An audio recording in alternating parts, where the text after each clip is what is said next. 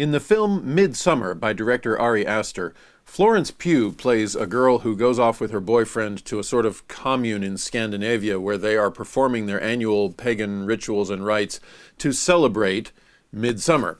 And along the way, several of the friends who went with them start disappearing and horrific things happen, and it's generally a very disturbing film. This isn't that film. Now, that has two benefits. For one thing, nobody dies. It felt like I was going to at a couple of points, but nobody actually dies. And the other benefit is you don't have to listen to Florence Pugh whine for 2 hours and 28 minutes.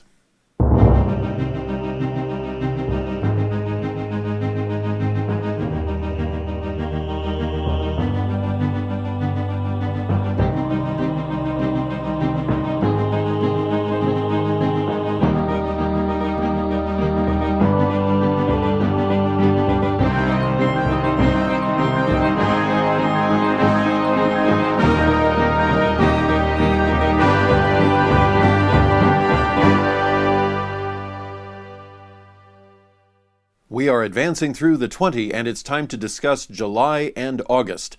Since those are the 2 months, the only 2 months where I can get reliable summer weather, it's also time to put up my Summer of the Big Tiger intro.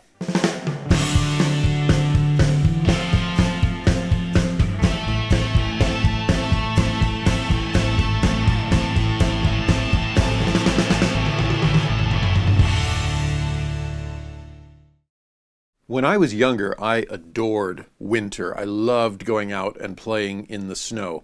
Now that I am interested in fitness and have taken an interest in outdoor fitness like hiking and jogging, summers for me are way too short. And in Central Oregon, the really good summer weather, as far as I'm concerned, only lasts for July and August. It is 60 days, really, that I can count on. But what it means is every year, when hot days and warm nights come around, I want to take full advantage of those. So we're going to kick off this particular episode and workout journal, kind of mix things up a little bit. I normally jump right into the workouts, but let's talk about the cardio. It's Monday, July 1st, and that is exactly 90 days to my 50th birthday. It's also the start of the second half of the year and the start of the third quarter of the year. So I am out at the Redmond High School athletic track this time to do my quarterly walk test. As a quick reminder, I simply go as fast as I can walking for 1 mile, and I compare that to other quarterly walk tests throughout the years to see if I'm getting better or worse. I've lost track of my best time. I think it's just under 10 minutes. My worst time, the first time that I did it, was over 13, maybe even over 14 minutes. I'm right now somewhere in between that because I've kind of let myself go a little over the years, but I'm better than I was, and et cetera, et cetera. And for the sake of getting this thing started, I think I'll leave it at that. If you really want to know more about the walk test, I'm sure it's in other episodes. I'm sure I've over-explained it somewhere else. So let's go get today's cardio, the start of the 90-day countdown. I just realized I got everything set up to go counterclockwise on this track, and I've been going clockwise over on the Hugh Hartman track for years.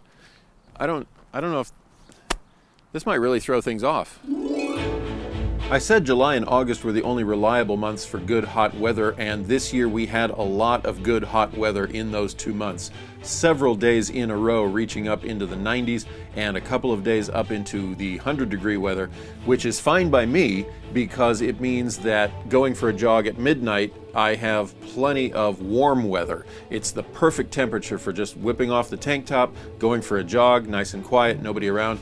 But it means that during the day, any cardio I did, I really did start to feel quite overheated. So there is a lot of footage of me pouring water over my head. And that is not just some desperate attempt to get extra likes. That is actually something I discovered is very helpful. Drinking water is necessary, but when I'm out for a hike or a jog and the day is very hot, pouring water over my head and my body has an instant cooling effect that keeps me from overheating or possibly even fainting. And so, yeah, when the camera's on and it's a hot day, being a theatrical person, I will take advantage of that.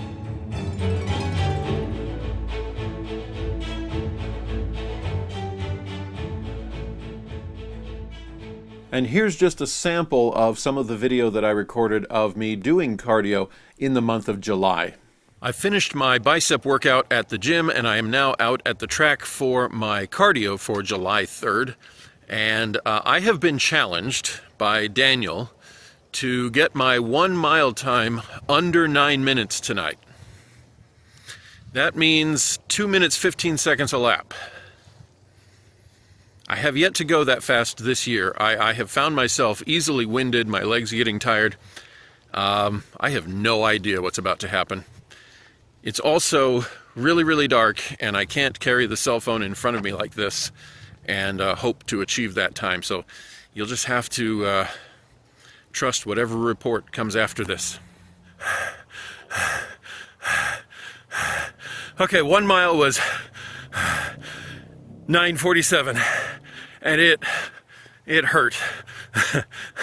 My lungs were dying. I've slowed down a little. I'm somewhere around lap 8 or something like that.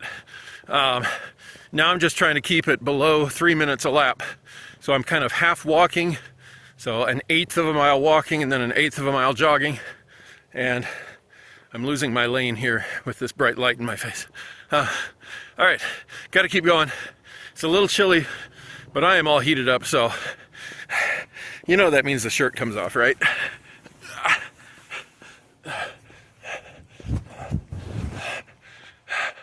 That's better. Coming up on the 10 lap mark, that's 2.5 miles. That will be just about 30 minutes. So I'm going to see if I can make the 11th and final lap my fastest one. I want to see if I can beat 2:06 and really sprint all the way around. Sometimes I just really either want to kick myself or break my phone.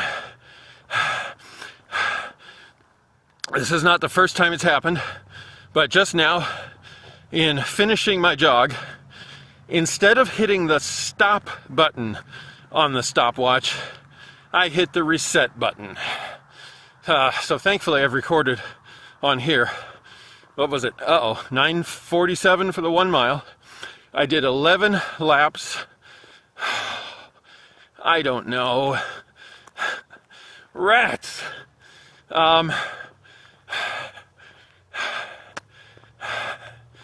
I hate this. Absolutely hate it. Anyway, well, the 11th lap started somewhere around 3 minutes 20 seconds. Because I wanted to see how fast I could do it, to see if I could beat 2:06, which was the first lap. Now, before I actually hit the reset button and all of my times disappeared, I did notice that the 11th lap at a sprint, I should put sprint in quotes, but because it was rather slow and belabored for a sprint, I did finish it under 2. It was 1:55, 1:56, I don't know, it disappeared so fast, but it was under 2. I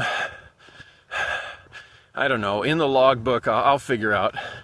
I don't want to give myself credit for going faster than I did overall. So it was somewhere around 32:20.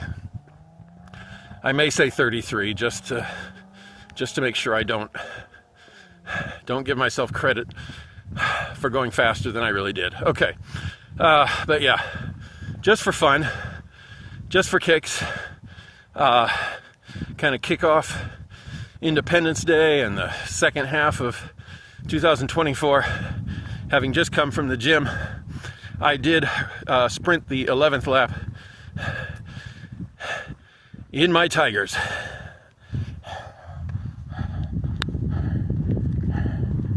Now, it's true, if someone were to come out here and see me like this and ask me what I was doing, I'd feel stupid.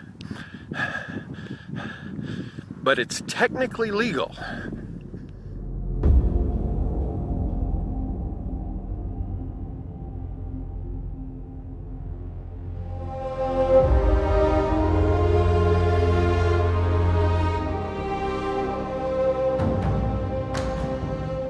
I did the canyon stairs, I think, 3 times this summer, and one of those times there was an incident in August. I will talk about that one a little bit later, but this continues to be a great way to really get the heart and lungs kicked into action.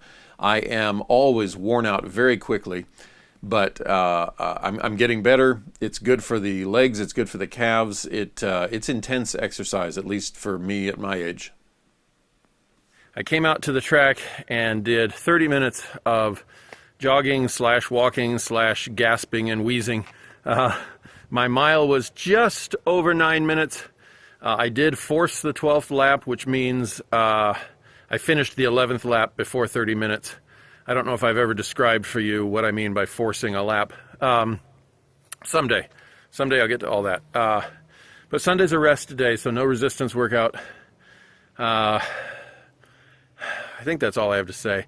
Tonight was not my best 1 mile.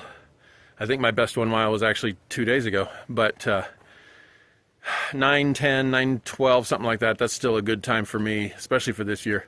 But aiming high, 84 days to see if I can beat 7:42.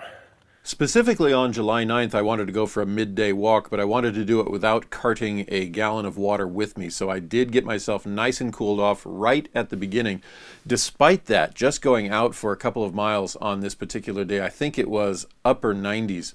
I was drying out very fast and getting overheated. Thankfully, the dry canyon that runs through the middle of Redmond does have a water fountain or two strategically placed, so I was able to keep from burning up. I did create commentary along the way, but it turned out to be so windy on the microphone I can't really use it. And again, that's just a sample of the kinds of things I would go out and do: jogs at night, walks during the day. I got in a lot of mileage in July and August. Before we leave July 1st, I want to talk about something I think will take up the rest of this Part 1 episode. Hello and welcome to what was supposed to be an epic unboxing video of an epic gift from a wonderful new friend. I just recorded a 15 to 20 minute opening of a shipment live, never before opened tape, pulling out this thing. It was awesome, it was amazing, it was wonderful, only to discover that through some oversight of my own, not one bit of it actually got recorded. I had a family member say, well, just tape the box back up and fake the whole thing. And I don't have it in me. For a movie, we can do retakes of scripted lines. For a journal, it is what it now is. And I am bummed because it was a moment of beauty in my life. I'm still happy to share with you the results of that moment of beauty, and I'm still very happy to share what I'm about to share. I'm just really kicking myself that I don't have the moment on video. Anyway, I've mentioned him before. I don't know if I've used his full name, but let's go ahead and just briefly tell the story that I am acquaintances online with a young man in Montreal named Daniel Bronovitsky. And he fairly recently took a deep and intense interest in seeing my film, The Better Body Starter Kit for Men, get made. We were talking recently about the fact that I have a 4K video camera, but what I don't have is a computer that will handle 4K footage. That's a very high level, large file codec for video recording. And my computer, my Mac, is quite old. The family PC will at least let me load the footage and look at it, but trying to edit any of it just bogs the whole computer down. He started asking me random questions about laptops, about whether I like laptops and things like that. And I thought we were just talking shop. And I think a few days after that, he said, check your PayPal. He's donated before, so I was expecting $200 or $300 to put toward the film, however was needed. This was a 4-digit figure that he earmarked for the purchase of a MacBook laptop with enough RAM, speed, ROM, whatever computer terms are relevant, enough of all of that to handle the 4K footage, edit it at real speed, so that I would be able to take the whole process of editing this film and move it forward. I've been keeping the footage. I've been storing it, keeping it safe for the day that I would be able to do that. I had no idea the day would come this soon. So this is the part now where I would have cut into a rather large box with a sense of awe and talked about everything I was doing.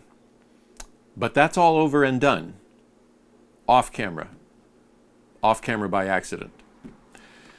But I am still thrilled to introduce you to my new, refurbished but new to me, Mac Pro laptop, courtesy of Daniel Branovinsky in Montreal, Canada, who, by virtue of his previous crowdfunding donations and this purchase, will now be listed in the final film as one of the associate producers.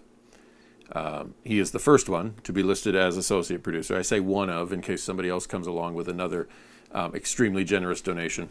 But yeah, this is a very special day for me. I have a lot of people who have contributed to my life dreams, and so this is not to minimize any of their contributions. So I should say this is one of quite a few special days in my life. The idea that a 17-year-old fitness enthusiast in Canada who I've never met would take this much interest in seeing my dreams come true. Yes, it's very, very touching. And my wife, who is sitting across the room, is probably going, he's about to cry. And she wouldn't be wrong. Anyway, I've already got it all set up in the introduction that you will never, ever see. It's ready to be used, but I will need a mouse just because I'm not a fan of touchpads. So I'll get a mouse, and then I will download probably DaVinci Resolve, because Daniel has DaVinci Resolve, and so we could actually shuttle our XMLs back and forth and work on the project together. And if you don't know what an XML is, don't worry about it. But anyway, yeah.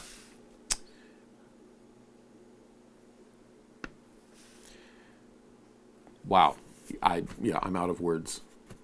July 1st, 2024. So many things going on today. And this, I think, caps off a really, an already really good day. So thank you, Daniel. Thanks to everyone for watching this anticlimactic unveiling, but good things to come. And I'll keep you updated on the progress of the film, which will now move forward a lot faster than I had originally anticipated. And with that, I have to leave you on this cliffhanger of what else happened in July and August, Brian? Well, stay tuned for part 2 of Midsummer, in which you will still not see Florence Pugh doing any whining.